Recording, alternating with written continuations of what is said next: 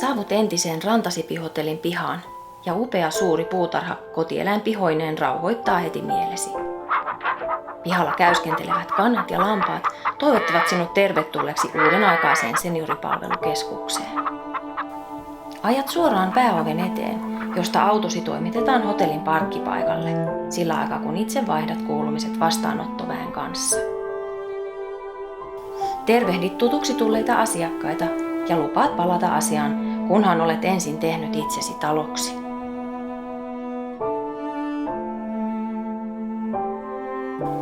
Huoneistosi käytävällä tuttu hoitaja huikkaa iloisen tervehdyksen ja toivottaa sinut tervetulleeksi. Ihanaa olla perillä. Heität kengät jaloistasi ja heittäydyt hetkeksi pitkällesi, pyyhkimään matkan rasitukset jäsenistäsi.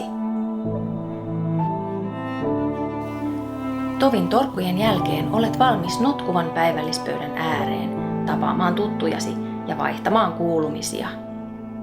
Samalla kuulet hauskoista kommelluksista allasjumpassa ja uudesta hierojapojasta, jonka sormissa nivelesi saavat kyytiä.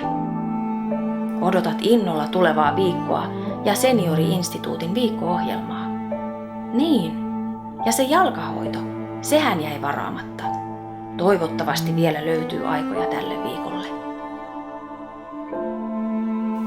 Tämän kaiken tuottaa sinulle Villa Eden Care. Nimestä huolimatta puhtaasti suomalainen.